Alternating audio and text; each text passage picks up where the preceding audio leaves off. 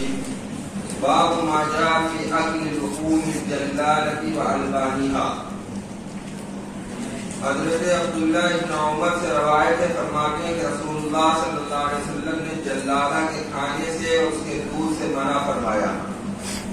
باب میں عبداللہ ابن عباس سے بھی روایت ہے، اور یہی روایت مجاہد نبی کریم صلی اللہ علیہ وسلم سے مرسل ہے۔ عبداللہ ابن عباس سے ایک اور روایت ہے کہ نبی کریم صلی اللہ علیہ وسلم نے فرمایا کہ آپ نے نبی کریم صلی اللہ علیہ وسلم نے منع کیا مجسمہ سے، جلالہ کے دودھ سے اور مشکیزے کے منہ سے پانی پینے سے۔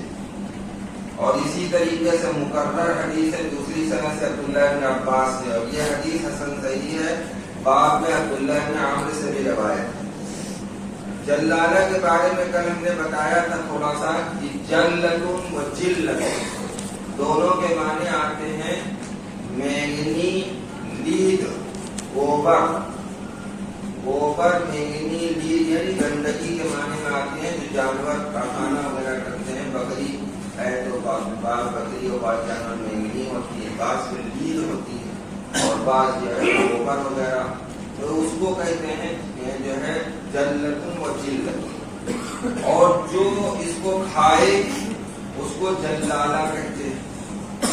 اب سوال یہ ہے کہ جلالہ جو ہے تعریف اس کی یہ کی گئی ہے کہ جو چوپایا جو ہے مینگنی اور لید جو ہے وہ کثرت سے کھاتا ہو تو وہ جلالہ چوپایا۔ چوپایا لوگوں نے تعریف کی ہے چوپایا سے کہ جو چوپایا جو ہے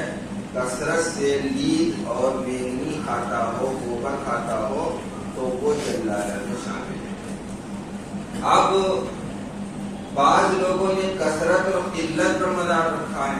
اور بعض لوگوں نے کوكب الدری میں ہے کہ جو ہے جو مولانا رشید احمد گنگوہی کی ہے، تو اس میں جو ہے یہ ہے کہ کثرت اور قلت پر مدار نہیں، بلکہ پسینے میں، گوشت میں، دودھ میں بدبو آ جائے، یعنی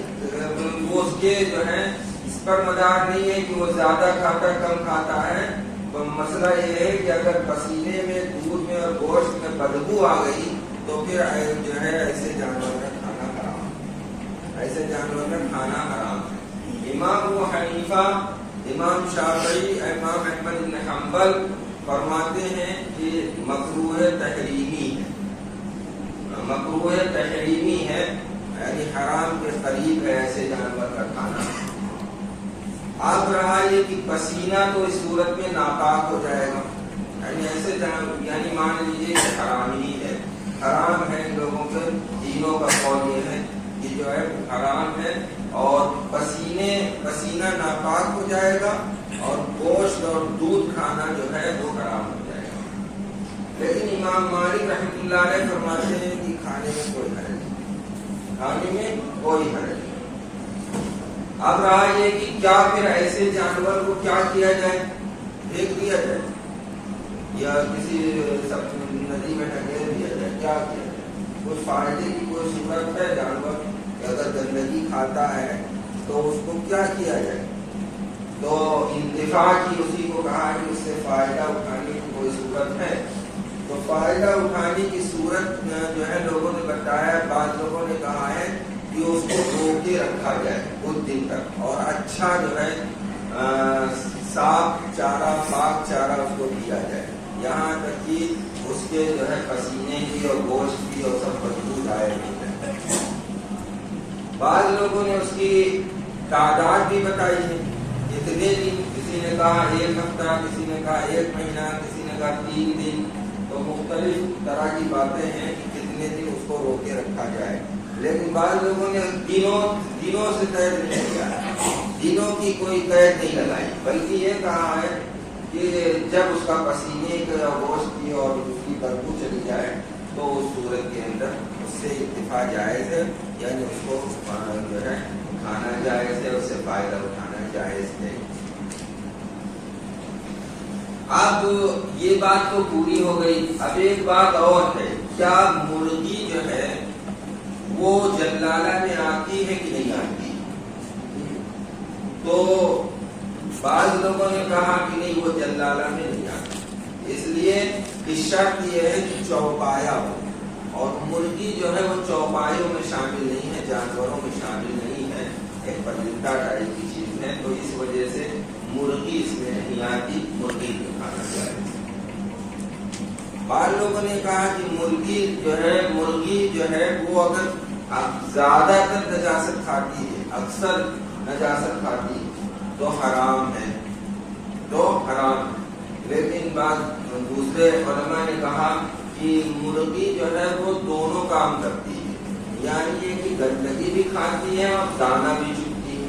تو یعنی وہ اس کو کہتے ہیں خلط کرتی ہے، یعنی خلط ملط کرتی ہے، تو اس لحاظ سے مرغی پر یہ حکم نہیں لگایا جائے گا اور مرغی حلال ہوگی، اس لیے کہ اکثر مرغیاں جو ہے وہ خلط ملط کرتی ہیں، یعنی یہ کہ دانہ بھی چگتی ہیں اور اگر ان کو کچھ گندگی مل جاتی ہے تو بھی کھا لیتی ہیں، تو اس لیے مرغی جو ہے وہ اس حکم میں نہیں شامل ہے۔ تو بعض لوگوں نے تو اس حساب سے اس کو نکال دیا مرغی کی مرغی حلال ہے، چاہے وہ خلط کرتی ہو چاہے نجاست کھاتی ہو، کیوں؟ اس لیے کہ یہ جلالہ کی تعریف خاص ہے چوپائے سے، لہٰذا چوپایا ایسا کرتا ہوگا تب تو حرام ہوگا اور چوپایا نہیں ہوگا تو نہیں۔ اور بعض لوگوں نے کہا کہ نہیں مرغی بھی اس میں داخل ہے، چوپایا کی شرط نہیں ہے، لیکن ہے کہ اگر مرغی کی جو کا اکثر کھانا نجاست ہے تو حرام ہے۔ بعض علماء نے یہ کہا، بعض علماء نے کہا کہ مرغی تو اکثر جو ہے خلط کرتی ہے، خلط سے مراد یہی ہے کہ دانہ بھی چگتی ہے اور نجاست بھی کھاتی ہے، لہذا مرغی کا کھانا جو ہے وہ حلال ہے، درست ہے، اور اس کے سلسلے میں یہ حکم نہیں لگے گا۔ اب رہا یہ کہ مرغی کس کو کہتے ہیں؟ مرغا کی عربی کیا ہے؟ مرغے کی عربی جو ہے دجاج اور دیگ دونوں آتی ہے، دجاج بھی اور دیگ بھی، اور اگر تے لگ جائے دجاجہ تو پھر مرغی ہی ہوگی، مرغا نہیں ہوگا۔ دجاج مرغا کو دیگ بھی کہتے ہیں اور دجاج بھی کہتے ہیں، اور لیکن یہ کہ مرغی کو دجاجہ کہتے ہیں۔ تو دودھ جو ہے جس طرح سے جو حکم اس کے گوشت کا ہوگا وہی حکم اس کے دودھ پر بھی لگے گا، تو اسی لیے عبداللہ ابن عمر سے روایت ہے کہ رسول اللہ صلی اللہ علیہ وسلم نے جلالہ کے کھانے سے اور اس کے دودھ سے منع فرمایا، یعنی یہ گویا یہ حرمت یہ تحریم کے درجے میں ہے، یعنی نہیں جو ہے وہ تحریمی ہے۔ بعد میں عبداللہ ابن عباس سے روایت ہے۔ دوسری حدیث جو ہے حضرت مجاہد نبی کریم صلی اللہ علیہ وسلم سے روایت کرتا ہوں، مجاہد جو ہے وہ تابعی ہے، اور تابعی جب کوئی کہے کہ نبی کریم صلی اللہ علیہ وسلم نے ایسا فرمایا تو گویا کہ یہ جو ہے وہ حدیث مرسل ہوتی ہے، اس لیے کہ بیچ میں صحابی کا کوئی واسطہ نہیں، تو یہ اسی لیے کہا کہ مجاہد سے مرسل بھی روایت آئی ہے۔ اب آئی دوسری حدیث میں عبداللہ ابن عباس سے روایت ہے کہ رسول اللہ صلی اللہ علیہ وسلم نے مجسمہ سے منع فرمائی، یہ سین سے مجسمہ نہیں ہے، ایک سین سے بھی مجسمہ آتا ہے، جو آپ جو ہے یہاں پر جائیں گے کالج کے پاس گوتم بدھ کا بنا ہوا مجسمہ، اور لوگ سب ہاتھی پارک کو جو ہے سب پارکوں میں ہاتھی کا مجسمہ بنائے تو انسان کا بنائے، تو وہ سب مجسمہ کہلاتے ہیں سین سے، اور اس کی عربی کیا تھی؟ تماثیل، تو مجسمہ، اور یہ ہے مجسمہ تیز، یہ ہے مجسمہ تیز، تو یہ معنی اس کے ہوتے ہیں وہ جانور یا وہ پرندہ جس کو کہ تیر اندازی کے طور نشانہ بازی سیکھنے کے لیے جو ہے وہ کسی دیوار میں باندھ دیا جائے یا لگا دیا جائے یا چپکا دیا جائے اور وہ اس میں مر جائے، تو اس کا کھانا حرام، اس کا کھانا حرام۔ اگر زندہ ہو اور پھر ذبح کر کے کھائیں تو کھا سکتے، لیکن اگر وہ اسی نشانہ بازی میں مر گیا تو اب نہیں کھا سکتے۔ تو مجسمہ اس جانور کو یا اس پرندے کو کہتے ہیں جو کہ نشانہ بازی کے جس پر سیکھی جائے اور وہ اس میں مر جائے۔ لبنی جلالہ کے دودھ کھانے سے آپ نے منع فرمایا۔ وانی شرب من فی السقا، یہاں پر فی جو ہے فمن کے معنی میں، یہ جو ہے فمن کے معنی میں ہے، آپ جانتے ہیں کہ فمن فو بھی بن جاتا ہے، اور وہ حالت رفع میں جو ہے وہ حالت نصب میں فا الف سے ہوتا ہے، اس کا اعراب اسماء ستہ مکبرہ کی طرح ہوتا ہے، اسی طریقے سے فسقہ یعنی اس کی اصل ہے فمسقہ، جو حالت جری میں یہ جو ہے، اور یہ دونوں طرح کا استعمال ہوتا ہے، فمون بھی استعمال ہوتا ہے اور فو بھی استعمال ہوتا ہے، فو تو یہ گویا فو کے استعمال میں ہے حالت جری میں، اس لیے یہ کے ساتھ استعمال ہوا ہے۔ من فی السقائی، تو کہا کہ مشکیزے کے منہ سے پانی پینے سے منع فرمایا۔ کیوں منع فرمایا؟ اس لیے منع فرمایا کہ مان لیجیے کہ مشکیزے کے اندر کوئی کیڑا مکوڑا کوئی چلا جائے اور آپ ڈائریکٹ اس سے پانی پی رہے ہیں، کسی چیز میں لے کر پیجیے، لیکن منہ اسی میں لگائے، جیسے کوئی ٹوٹی ہی میں منہ لگا کے پینے لگے، تو ٹوٹی میں منہ لگا کے پیو گے تو نہ جانے کون سی چیز آ جائے، گندا پانی آ جائے، کوئی کیڑا آ جائے، کوئی منہ میں چلا جائے، کوئی زہریلی چیز آ جائے، تو اس لیے اس وقت مشکیزیں استعمال ہوتے تھے، تو اب اسی پر قیاس کرتے ہوئے آپ ان کو بھی کر سکتے ہیں، ٹوٹی سے ڈائریکٹ پینا کچھ نہیں ہے، یا بوتل سے بھی ڈائریکٹ پینا آج کل لوگ پیتے ہیں، وہ بھی اچھی بات نہیں ہے، بہرحال صحیح تو نہیں ہے، اگرچہ وہ دکھتا ہے کہ بالکل صاف ہے، سامنے دکھ رہا ہے،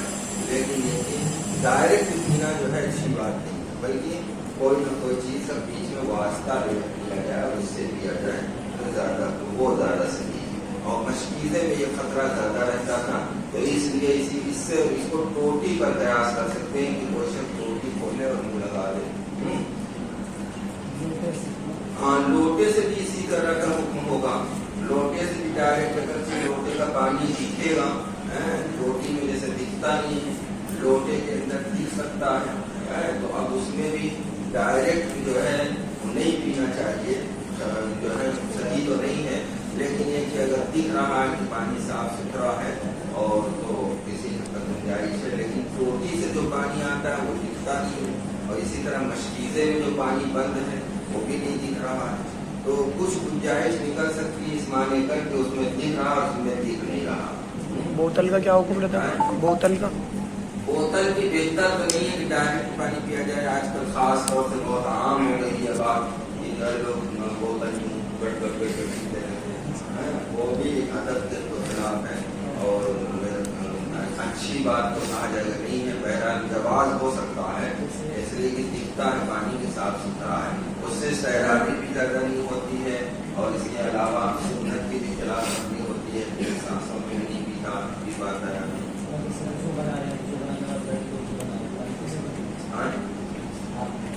ہاتھ میں لے کر ہاتھ میں لگا کے یوں ہاتھ کرتے، اس میں بھی اب دکھ رہا ہے میرا ٹائر